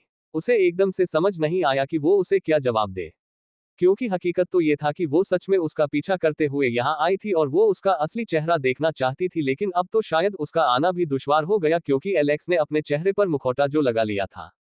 आपने बताया नहीं, बताइए, आप इतनी रात को यहाँ क्या कर रही हैं, इतनी सुनसान जंगल में? एलेक्स ने हिना को जवाब ना देख फिर से उससे पूछा। वो यहाँ, मैं यहाँ, लड़खड़ाती जुबान में कहते हुए वो खड़ा होने लगी कि तभी उसके मुंह से चीख निकल गई, आउच। वो खुद को संभाल ना सकी और अगले ही पल वो एलेक्स के बाहों में जा गिरी, जिससे वो शर्म से पानी पानी हो गई। दोनों का ही सीना एक दूसरे से चिपक गया था और उनके चेहरे भी एक दूसरे के इतने करीब आ गए थे कि वो एक दूसरे की सांसों की गर्माहट महसूस कर पा रहे थे। ये सब इतनी तेजी से हो गया था कि दोनों में से ही कोई भी कुछ समझ ना सके थे। और अब तो एलेक्स का हाल ऐसा था जैसे कि हिना के नाजुक कोमल बदन के छुअन से उसके पूरे बदन में सिरहन सी दौड़ रही हो, और ऐसा ही कुछ हिना के बदन में भी हो रहा था। ये एहसास एलेक्स के लिए बिल्कुल नया था। वो सोफिया के साथ कई सालों से था, लेकिन कभी भी वो उसके इतना करीब नहीं गया था और ना ही सोफिया ने उसे कभी ऐसा मौका दिया था। तभी, ओह, मुझे माफ कीजिए, मैंने ये जानबूझकर नहीं किया। पाँव में मोच आ गई थी, इसलिए ऐसा हो गया, कहते हुए हिना झट से उससे अलग हो गई। लेकिन अगले ही पल वो मोच के कारण फिर से नीचे गिरने लगेगी, तभी एलेक्स ने हाथ बढ़ाकर उसे अपनी बाहों में संभाल लिया। उसे इस वक्त हिना की आंखों में शर्म और संकोच इस कदर दिखाई दे रहा था कि वो उससे आंखें नहीं मिल पा रही थी। देखिए, घबराइए मत, मैं आपको कुछ नहीं करूंगा, एलेक्स ने हिना को विश्वास दिलाते हुए कहा। और उसकी बात सुनकर हिना अपनी नजरें चुराते हुए शर्म से अपने होठों को दांतों तले दबा लेती है। तभी एलेक्स उसे अपने दोनों हाथों से पकड़कर गोद में उठा लेता है, जिससे हिना की धड़कनें तेजी से धड़कने लगती है। वो आज तक किसी भी लड़के के इतने करीब नहीं गई और इसीलिए वो असहज हो रही थी। एलेक्स ने हिना के घबराहट को भांपते हुए उसे तुरंत एक छोटे से चट्टान पर बैठा दिया। तभी मोच वाले पांव के हिलने से हिना कराह उठी, न चाहते हुए भी उसकी आंखें बंद हो गई है और उसने अपने दांतों से कस के अपने होठों को दबा लिया और साथ ही अपने दोनों हाथों से एलेक्स के बाहों को भींच लिया, मानो ऐसा करके वो अपने दर्द को सहने की कोशिश कर रही हो। तभी, अपना पांव ढीला छोड़िए, कहते हुए एलेक्स ने उसके मोच वाले पैर को अपने हाथ में ले लिया। लेकिन तभी एलेक्स ने महसूस किया कि हिना के पांव में मोच नहीं आई थी, बल्कि उसकी एड़ी के ऊपर वाली हड्डी टूटकर अलग हो गई थी। इस बात ने उसे सोचने पर मजबूर कर दिया कि वो उसका पैर कैसे ठीक करे। लेकिन तभी उसे अपनी स्ट्रांग ऊर्जा की याद आई। 9th ग्रेड के योद्धा के शरीर में मौजूद स्ट्रांग ऊर्जा अगर खुद से कम ग्रेड वाले योद्धा पर इस्तेमाल किया जाए तो ये उनके लिए औषधि की तरह काम कर सकती है। तभी, आप क्या करने जा रहे हैं? उसकी बात सुनकर घबराते हुए हिना ने कहा। घबराइए नहीं, मैं आप में बस थोड़ी ऊर्जा डालूंगा और आपकी पैर ठीक हो जाएगी। उसका पैर ठीक हो जाएगा, ऐसा एलेक्स ने उसे विश्वास दिलाते हुए कहा। ठीक है, घबराई हुई धुन में कहकर हिना ने अपना पांव ढीला छोड़ दिया। एलेक्स तुरंत हरकत में आ गया। उसने अपना आंख बंद किया और मंत्र बुदबुदाने लगा। शायद इन्हें थोड़ी दर्द हो सकती है क्योंकि अब मैं जो इनके पैरों में ऊर्जा डालने वाला हूं वो काफी स्ट्रांग है, जो शायद इनका 7th ग्रेड का शरीर झेल ना पाए। लेकिन मुझे यकीन है कि ऐसे में इनका टूटा हुआ हड्डी ठीक हो जाएगा। मन ही मन सोचते हुए एलेक्स अपना स्ट्रांग ऊर्जा उसके पांव में डालने लगा। और जैसे ही उसने ऐसा करना शुरू किया, हिना ने अपने दोनों हाथों से उसके बाहों को मजबूती से भींच लिया और तेजी से कराह उठी। कृपया रुक जाइए, बहुत दर्द हो रही है मुझे, हिना ने कराहते हुए कहा। कृपया बर्दाश्त करने की कोशिश कीजिए, बस थोड़ा सा, और फिर हो जाएगा, एलेक्स ने धीरे से कहा। नहीं, अब और मत डालिए, मुझसे सहा नहीं जा रहा है। कृपया छोड़ दीजिए वरना दर्द से मेरी जान निकल जाएगी। मैं इसका चिकित्सालय जाकर उपचार करवा लूंगी, हिना ने उसके बाहों को और कसके भींचते हुए कहा। इलाज के लिए चिकित्सालय जाएंगी तो इसे ठीक होने में 1 महीने का वक्त लग जाएगा, और इसमें उतनी मजबूती भी नहीं आएगी जितना कि नेचुरली होती है। इसलिए बस थोड़ा और दर्द सह लीजिए। कहते हुए एलेक्स ने महसूस किया कि उसके स्ट्रांग ऊर्जा से हिना की हड्डियां जुड़ने लगी है। हिना की दर्द थोड़ी और बढ़ गई, यहाँ तक कि उसने खुद को एलेक्स से छुड़ाने का भी कोशिश किया, लेकिन एलेक्स ने उसे तब तक नहीं छोड़ा जब तक कि उसका पैर पूरी तरह से ठीक नहीं हो गया था। आपने तो मेरी जान ही निकाल दी थी, एलेक्स के छोड़ते ही हिना जोर जोर से सांस लेते हुए कहती है। वहीं एलेक्स थोड़ी देर तक खूबसूरत हिना को चुपचाप निहारता रहा। वो तुलना कर रहा था कि हिना सोफिया से कितनी ज्यादा खूबसूरत थी। सच में दोनों की कोई तुलना ही नहीं थी एक दूसरे से। तभी अपने पांव पर खड़ा होते हुए हिना दिल से आभार प्रकट करते हुए उससे कहती है, मुझे समझ नहीं आ रहा है कि मैं आपके एहसान का किस तरह से शुक्रिया अदा करूं, क्योंकि आपने जो मुझ पर ये कीमती उपहार स्वरूप एहसान किया है ये बहुत बड़ी है, और शायद बिना आपकी मदद के मेरी टूटी हुई हड्डियां कभी भी नेचुरली जितना स्ट्रांग होती हैं उतना स्ट्रांग नहीं हो पाती, लेकिन अब तो पहले से भी काफी स्ट्रांग हो गई है मेरी पैर। कहते हुए हिना उसे दिखाते हुए अपनी सुंदर टांगे हिला रही थी ताकि वो एलेक्स का ध्यान अपनी सुंदर टांगों से आकर्षित कर सके और अपनी खूबसूरती से उसे लुभा सके। अब स्टार्ट करते हैं चैप्टर 4, नकाब के पीछे छुप चेहरा। तभी अपने पांव पर खड़ा होते हुए हिना दिल से आभार प्रकट करते हुए उससे कहती हैं, मुझे समझ नहीं आ रहा है कि मैं आपके एहसान का किस तरह से शुक्रिया अदा करूं, क्योंकि आपने जो मुझ पर ये कीमती उपहार स्वरूप एहसान किया है ये बहुत बड़ी है, और शायद बिना आपकी मदद के मेरी टूटी हुई हड्डियां कभी भी नेचुरली जितना स्ट्रांग होती हैं उतना स्ट्रांग नहीं हो पाती, लेकिन अब तो पहले से भी काफी स्ट्रांग हो गई है मेरी पैर। कहते हुए हिना उसे दिखाते हुए अपनी सुंदर टांगे हिला रही थी ताकि वो एलेक्स का ध्यान अपनी सुंदर टांगों से आकर्षित कर सके और अपनी खूबसूरती से उसे लुभा सके। मुझे नहीं लगता कि मैं आपके इस एहसान का कभी बदला चुका पाऊंगी। तभी उसकी बात काटते हुए एलेक्स बीच में बोल पड़ा, मुझे नहीं लगता है कि मैंने आपकी ये छोटी सी मदद करके आप पर कोई बहुत बड़ा एहसान किया। एलेक्स की बातें सुनकर हिना, जो किसी भी लड़के से बात तक नहीं करना पसंद करती थी, वो उससे इंप्रेस हो गई थी। वो मुस्कुराते हुए कहती है, ये तो आपकी बड़प्पन है जो आप ऐसा सोचते हैं। हिना के बात पर दोनों की ठहाके गूंज उठी।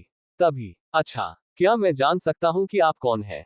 एलेक्स जानबूझकर ये बात हिना से पूछता है, इसके बावजूद कि वो उसे जानता था, क्योंकि वो नहीं चाहता था कि हिना को ये पता चले कि राजकुमार जियान उसे जानता था। ऐसे में वो उसके पहचान को लेकर उस पर शक कर सकती थी, और एलेक्स नहीं चाहता था कि हिना को पता चले कि एलेक्स और राजकुमार जियान दो अलग अलग लोग नहीं बल्कि एक ही थे। फिलहाल उसकी बात सुनते ही हिना मुस्कुराते हुए कहती है, हाँ जरूर, मैं हिना हूँ, ग्लोरी आश्रम के सबसे सीनियर ट्रेनर जॉर्ज की इकलौती बेटी। वैसे आप कौन है? हिना भी ये जानते हुए कि उसके सामने राजकुमार जियान खड़ा था, वो जानबूझकर उसकी पहचान पूछती है ताकि एलेक्स को भनक न लग सके कि वो उसका पीछा करते हुए यहाँ आई थी। मैं राजकुमार जियान हूँ, सोमालिया साम्राज्य के राजा एमिलियानो का सबसे बड़ा पोता, एलेक्स ने हिना से कहा। हे भगवान, आप राजकुमार जियान है। उसकी बात सुनकर हिना जानबूझकर बहुत एक्साइटेड होने का दिखावा करते हुए कहती है, राजकुमार, बहुत कृपा होगी अगर आप अपना मुखौटा हटाकर मुझे अपना सुंदर चेहरा दिखाने का कष्ट करें तो। हिना की बातों से एलेक्स की सांसें थम सी गई। वो सोच में पड़ गया कि हिना उससे ऐसा गुजारिश कैसे कर चुकी थी जिसे वो कभी पूरा नहीं कर सकता था। वहीं राजकुमार जियान को सोच में पड़ा देख हिना उससे कहती है, राजकुमार, आप मुझे अपना चेहरा दिखा रहे हैं ना? कृपया जल्दी हटाइए मुखौटा, मैं बेसब्र हुए जा रही हूँ। मुझे माफ करिए हिना, लेकिन मैं आपको अपना चेहरा नहीं दिखा सकता। एलेक्स ने कहा। क्यों क्यों नहीं दिखा सकते आप मुझे अपना चेहरा? क्या आपको मुझसे कोई समस्या है? हिना ने मायूस होकर कहा। नहीं, ऐसी कोई बात नहीं है। एलेक्स ने कहा। तो फिर आप मुझे अपना चेहरा क्यों नहीं दिख रहे हैं? बताइए राजकुमार, हिना ने आग्रह करते हुए कहा। देखिए, मेरी कुछ अपनी निजी मजबूरियां हैं, जिस वजह से मैं आपको अपना चेहरा नहीं दिखा सकता। इसलिए कृपया अब मुझसे ऐसा कुछ भी करने का आग्रह मत कीजिए जो मैं नहीं कर सकता। एलेक्स ने कहा। कोई बात नहीं, अगर आपकी कोई मजबूरी है तो आप मुझे अपना चेहरा मत दिखाइए, मैं अब आपको परेशान नहीं करूंगी। हिना ने कहा। अच्छा ठीक है, अब मुझे चलना चाहिए, एलेक्स ने कहा, और जैसे ही जाने को हुआ हिना बोल उठी। क्या आप मुझे इस खतरनाक सुनसान जंगल में अकेला छोड़कर जाएंगे? नहीं, मुझे भी अपने साथ लेकर चलिए, हिना ने कहा। तो एलेक्स उसे देखने लगा और कहा, आपको किसी ने यहाँ बांधकर थोड़ी ना रखा है, आपको चलना है तो चलिए। राजकुमार, लगता है आप समझ नहीं, हिना ने उदास मन से कहा। क्या क्या नहीं समझा मैं? एलेक्स ने ना समझी में पूछा। राजकुमार, मैं आपकी तरह उड़ नहीं सकती, ये बात आप समझ क्यों नहीं रहे हैं? हिना ने एलेक्स की आंखों में आंखें डालकर कहा। तो ये बात है, ठीक है फिर, चलिए हम साथ में पैदल चलते हैं, लेकिन मेरी एक शर्त है, मैं आपके साथ सिर्फ जंगल के आखिरी सीमा तक ही जा सकता हूँ, इसके आगे आपको खुद ही जाना होगा, एलेक्स ने कहा। नहीं राजकुमार, मैं पैदल नहीं जा सकती क्योंकि मैं बहुत थकी हुई हूँ, इसलिए अगर आप मुझे अपने साथ उड़ाकर यहाँ से बाहर ले चले तो बहुत मेहरबानी होगी, हिना ने अपनी बात मनवाने के लिए एलेक्स से बड़े ही मासूमियत से कही। और उसकी बात सुनकर एलेक्स अवाक रह गया, उसे यकीन नहीं हुआ कि वो खूबसूरत लड़की उसके साथ उड़ना चाहती थी, इसके बावजूद कि वो दोनों एक दूसरे के लिए अजनबी थे। उसने हैरानी में कहा, क्या आप चाहती है कि मैं आपको अपने बाहों में लेकर उड़ूं? हाँ, तो इसमें दिक्कत क्या है? क्या आप मुझ अबला नारी पर इतना एहसान नहीं कह सकते हैं? हिना ने कहा।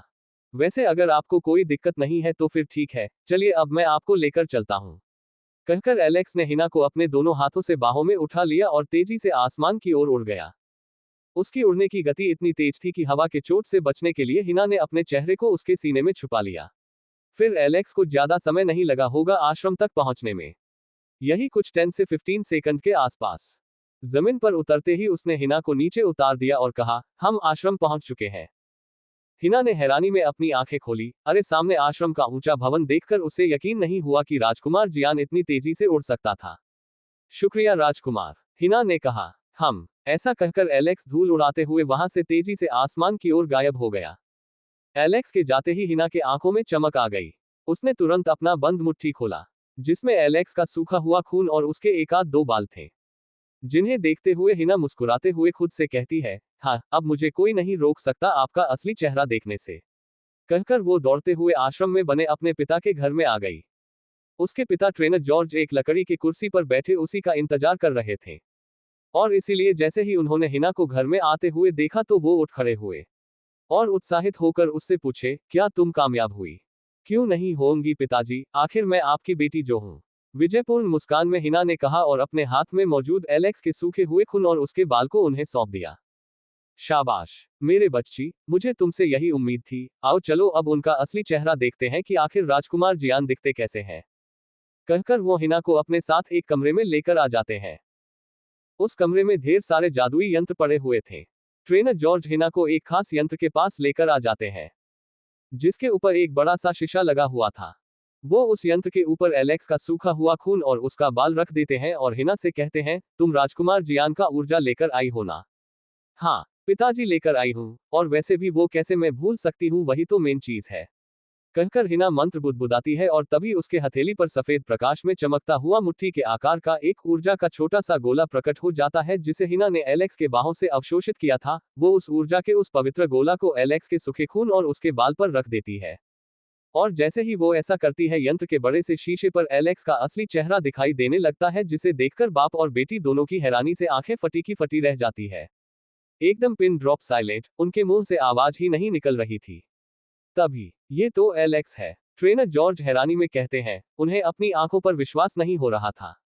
पिताजी, ये वही एलेक्स न जो हर बार शक्ति परीक्षण में फेल हो जाता था, हिना ने हैरानी में कहा। हाँ ये वही है, ट्रेनर जॉर्ज ने कहा। उन्हें इस समय हैरानी का इतना बड़ा सदमा लगा था कि वो अभी तक उससे बाहर नहीं निकल पाए थे। पिताजी, ये कैसे हो सकता है कि जो लड़का 8 सालों से 0 ग्रेड पर अटका हुआ था, वो एकदम से 9th ग्रेड पर पहुंच गया? हिना आश्चर्य में अपने पिताजी से पूछती है। वो अच्छे से तो नहीं, लेकिन फिर भी वो एलेक्स को जानती थी। उसके संघर्ष की वजह से जो 8 सालों से दिन रात कड़ी परिश्रम कर रहा था, लेकिन 0 ग्रेड पर ही अटका हुआ था। हिना ने बहुत सुना था उसके बारे में। तभी, पता नहीं बेटी, मुझे भी कुछ भी समझ नहीं आ रहा है, क्योंकि आज से पहले ऐसा कभी नहीं हुआ, और ना ही मैंने ऐसा किसी के साथ होने के बारे में सुना है, ट्रेनर जॉर्ज ने कहा। अपने पिताजी का बात सुनकर हिना सोच में पड़ जाती है। तभी, अच्छा बेटी सुनो, ट्रेनर जॉर्ज फुसफुसाते हुए हिना से कहते हैं। हाँ पिताजी कहिए, हिना ने भी धीरे से कहा।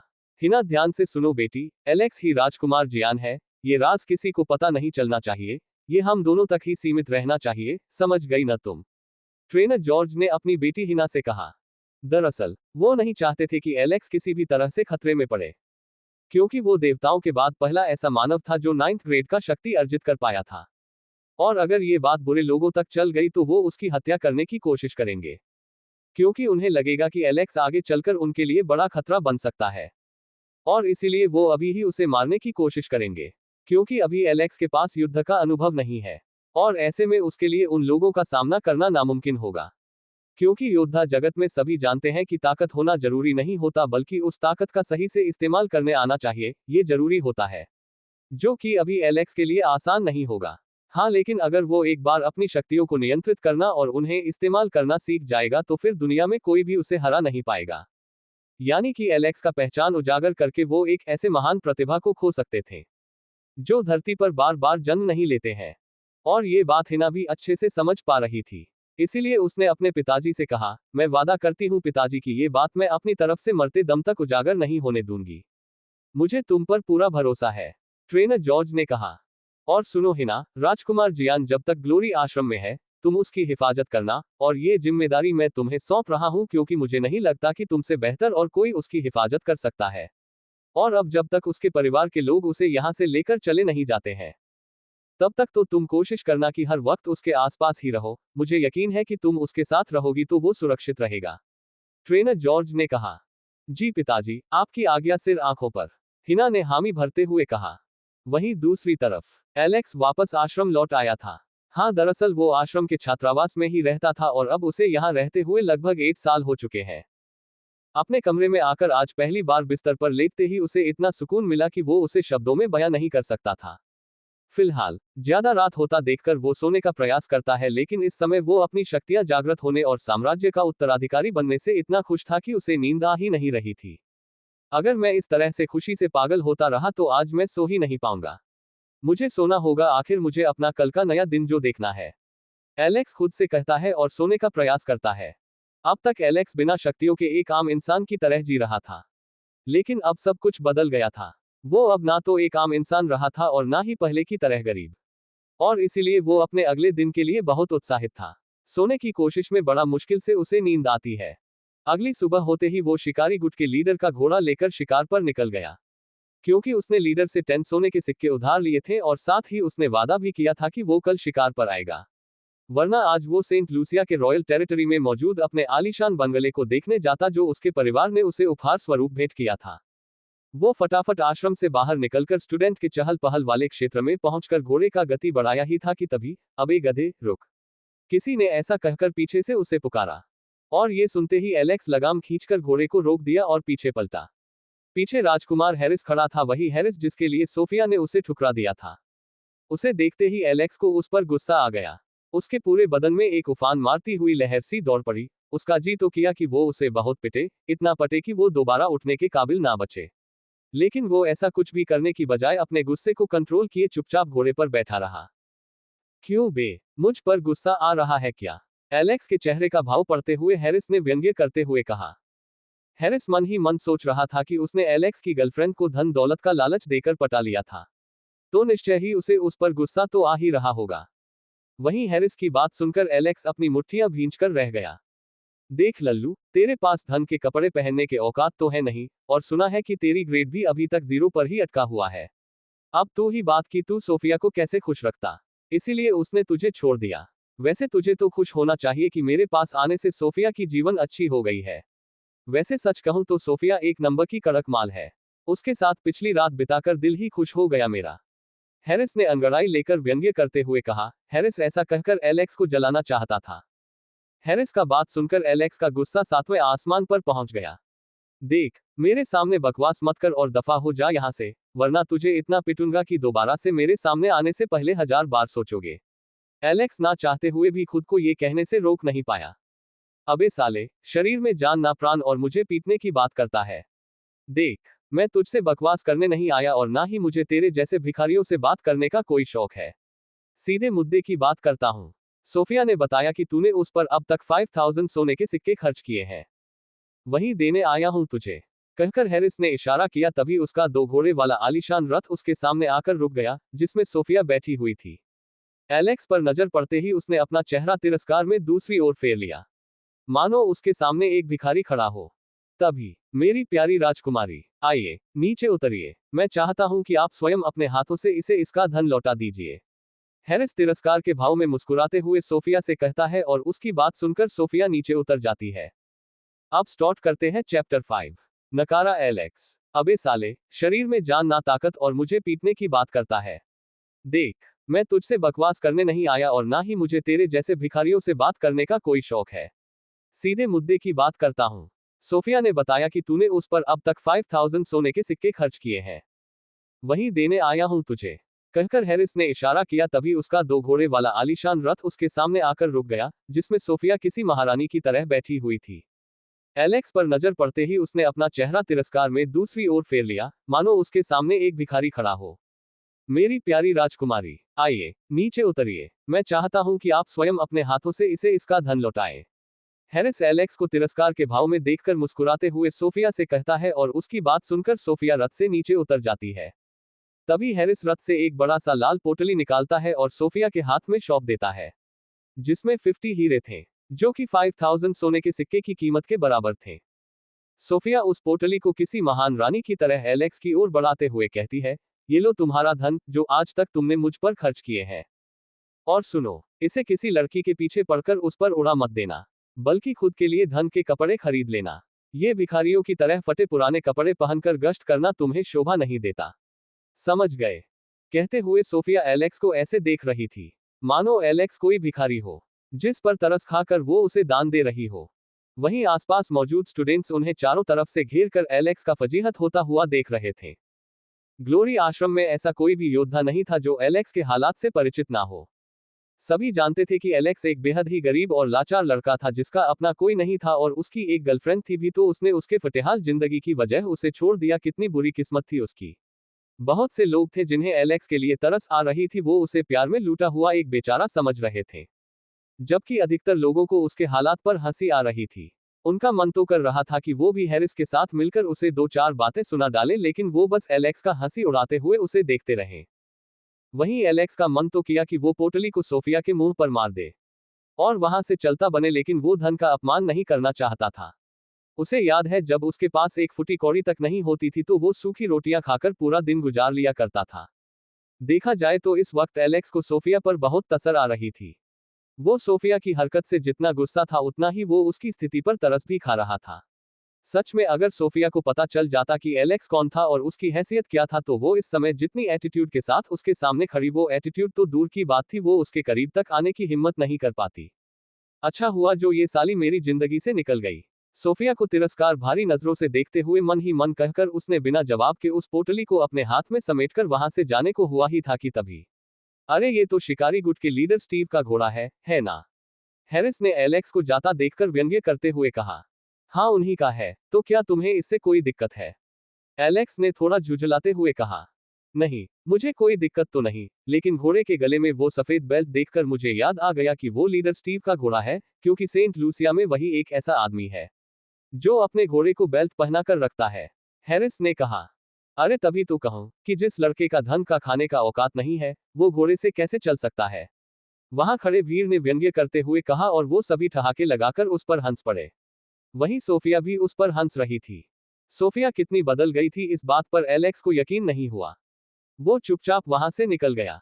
वो पूरा रास्ता ये सोचकर हंसता रहा कि जिसे वो लोग भिखारी समझ रहे थे, वो असल में इतना धनी था कि वो उन्हें जिंदगी भर अपना नौकर बनाकर रख सकता था। वैसे अब एलेक्स जिस ग्रेड का योद्धा बन गया था, उसका परिवार उसे धन दौलत ना भी दे तो भी वो आसानी से खुद के बल पर ढेर सारा धन अर्जित कर सकता था।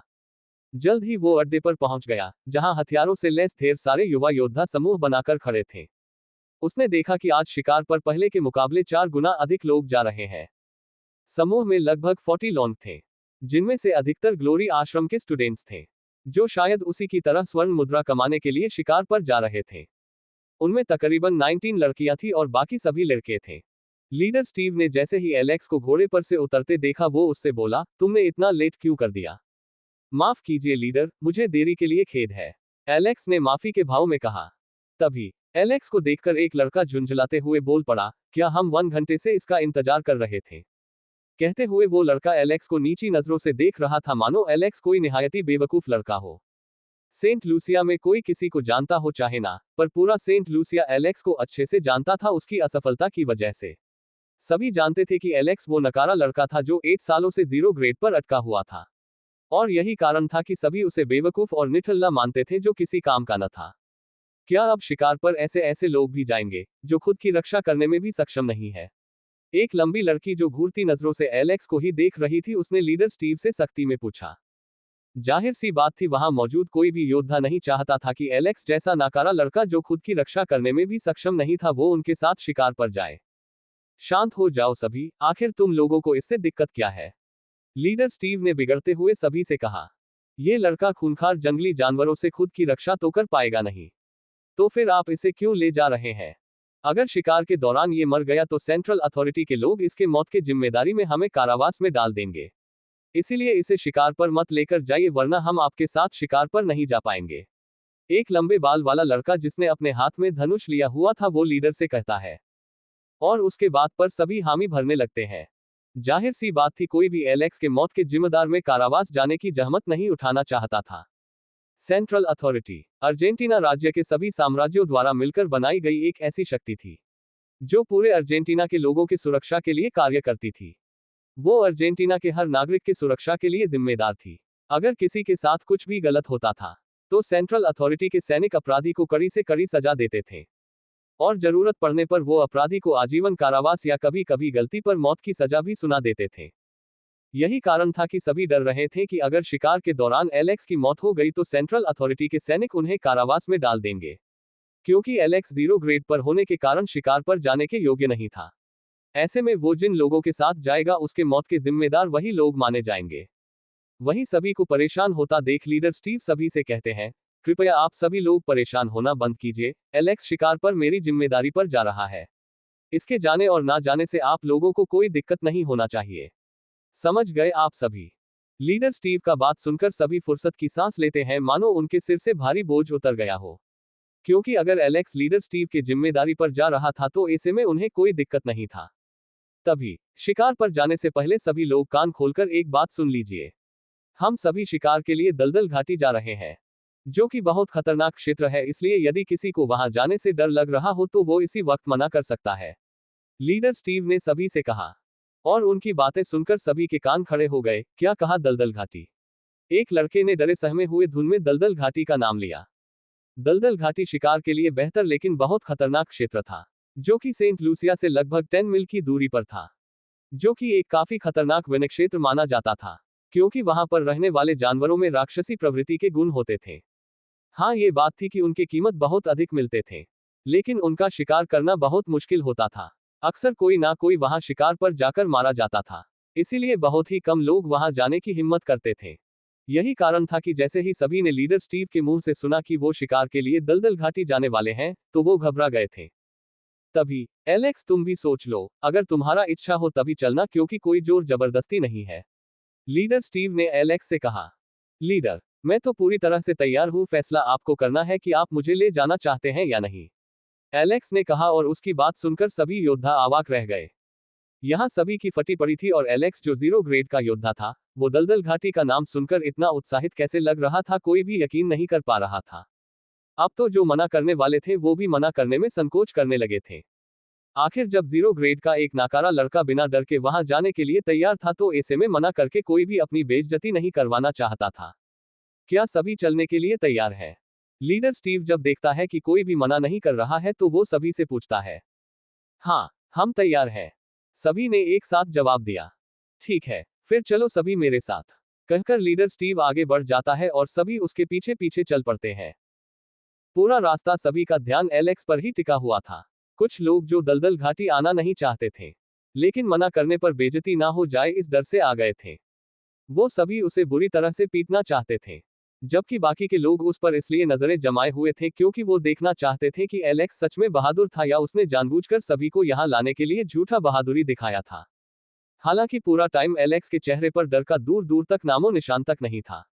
मानो उसे इस बात से कोई फर्क ही नहीं पड़ रहा था कि वो दलदल घाटी जा रहा था। वही खतरनाक दलदल घाटी जहां जाने के बाद बहुत ही कम लोग वहां से लौट पाते हैं। इस बात ने सभी को हैरान कर दिया था। आखिर जिस लड़के में खुद की रक्षा करने तक की क्षमता नहीं थी वो इतना बेफिक्र कैसे हो सकता था। मैं कब से देख रही हूं, सभी का ध्यान इस लड़के पर ही टिका हुआ है। आखिर उसने ऐसा भी कौन सा महान काम कर दिया जो सभी उसे इतनी अहमियत दे रहे हैं। मेरा बस चले तो इसे यहीं पिट डालूं। एक लड़की ने एलेक्स के लिए गुस्सा दिखाते हुए अपने बगल वाली लड़की से कहा। तुम बेवजह गुस्सा हो रही हो, वो भी एक ऐसे लड़के के लिए जो शायद दलदल घाटी में हम में से मरने वालों में सबसे पहला मेंबर हो। दूसरी लड़की ने ऐसा कहकर उसे शांत कराने का कोशिश किया। मजा आएगा उसे मरते हुए देखने में। पहली लड़की ने घुरती नजरों से एलेक्स को देखते हुए कहा। न जाने क्यों लेकिन सभी के सभी लोग एलेक्स से मन ही मन नफरत करने लगे थे और ये बात एलेक्स को भी समझ नहीं आ रही थी कि आखिर उसने ऐसी भी कौन सी गलती कर दी थी जो वो सभी के नफरत का केंद्र बना हुआ था। उसे तो तब और ज्यादा हैरानी हुई थी जब उसने कुछ लड़कों को ये बात करते हुए सुना कि मौका मिलने पर वो एलेक्स का उधर ही काम तमाम कर देंगे। सभी अपने अपने ख्यालों में डूबे चले जा रहे थे कि तभी कोई उनके पीछे से बिजली की गति से धूल उड़ाते हुए उनकी ओर बढ़े आ रहा था। भनक लगते ही सभी पीछे मुड़कर देखने लगते हैं और तभी उन्हें एक लड़की की परछाई तेजी से अपनी ओर आती हुई दिखाई देती है। और वो जैसे ही उनके करीब पहुंचती है सभी आंखें फाड़ फाड़ कर उस लड़की को देखने लगते हैं जो और कोई नहीं बल्कि हिना थी। ओह हिना, मुझे लगा था कि आप नहीं आएंगी। हिना को देखते ही लीडर स्टीव उससे कहता है। लीडर स्टीव, मैंने आपसे कहा था ना कि मैं आऊंगी, तो फिर आपने ऐसा कैसे मान लिया था कि मैं नहीं आऊंगी और मुझे अकेला छोड़कर आप सभी भाग आए। हिना नाराजगी जाहिर करते हुए लीडर स्टीव से कहती है। मुझे माफ कीजिए, लेकिन सच में मुझे आपकी बातों पर यकीन नहीं हुआ था क्योंकि आप तो कभी भी समूह के साथ शिकार पर नहीं जाती थी ना, लीडर स्टीव ने कहा। वहीं हिना को वहां देखकर सभी को बहुत हैरान हो रही थी क्योंकि हिना सच में कभी भी योद्धाओं के समूह के साथ शिकार पर नहीं जाती थी। लेकिन आज उसे क्या हुआ था जो वो समूह के साथ शिकार पर जाना चाहती थी, ये बात किसी को समझ नहीं आ रहा था। अब क्योंकि हिना ग्लोरी आश्रम की टॉप योद्धाओं में से एक थी, साथ ही वो ट्रेनर जॉर्ज की बेटी थी, इसीलिए सभी उसे अच्छे से जानते थे। हिना जितनी टैलेंटेड थी उतनी ही खूबसूरत भी थी, इसीलिए लड़के तो उसे खूब पसंद करते थे। केवल आश्रम के ही नहीं बल्कि पूरे सेंट लूसिया के। वो सेंट लूसिया के लड़कों के बीच इतनी फेमस थी कि सभी के मुंह पर उसका नाम सुना जा सकता था। यहां तक कि फिलहाल शिकारी गुट में अभी जितने भी लड़के मौजूद हैं, उनमें ऐसा कोई भी नहीं होगा जो हिना को पसंद नहीं करता था। सभी चाहते थे उसे, लेकिन हिना हमेशा सबसे दूरी बनाकर रहती थी। और यही कारण था कि अभी हिना को देखकर सभी को जितनी हैरानी हो रही थी उतनी ही उन्हें खुशी भी हो रही थी। चलिए अब हमें चलना चाहिए, मेरी वजह से आप सभी को इतनी देर यहां रुकना पड़ गया, हिना ने सभी से कहा। तभी हिना, अगर आपको बुरा ना लगे तो आइए आप हमारे साथ चलिए, हम आपकी सुरक्षा करेंगे। एक लड़का जो हिना से करीबियां बढ़ाना चाहता था उसने हिना से आग्रह किया। और फिलहाल सभी हिना को देख रहे थे कि क्या हिना उस लड़के के पास जाएगी। हालांकि बाकी के सभी लड़के चाहते थे कि हिना उसे मना कर दे और हुआ भी ऐसा ही। हिना ने ये कहकर उस लड़के को मना कर दिया कि वो ठीक है और खुद की सुरक्षा स्वयं कर सकती है। सच तो ये था कि हिना वहां एलेक्स के लिए आई थी, वरना वो शिकार पर समूह के साथ बिल्कुल भी जाना पसंद नहीं करती थी। फिलहाल उसकी खूबसूरत आंखें एलेक्स को ढूंढ रही थी। दोस्तों आज के लिए बस इतना ही, अब मिलेंगे अगली वीडियो में। ये कहानी छोटी लग रही हो तो आप बताइए कमेंट करके, कहानी को और लंबी की जाएगी। लाइक करें, कमेंट करें और चैनल को सब्सक्राइब अवश्य करें। धन्यवाद। अब अपना और फैमिली का शयन रखिए, मिलेंगे कल। दोस्तों टेलीग्राम पर मेरा चैनल है as novel Hindi story, please उसे फॉलो कर लीजिए और नए कहानी को सुनिए। जो कहानी आप सुनना चाहते हैं वह आप बता सकते हैं, आपके लिए कहानी लिखी जाएगी।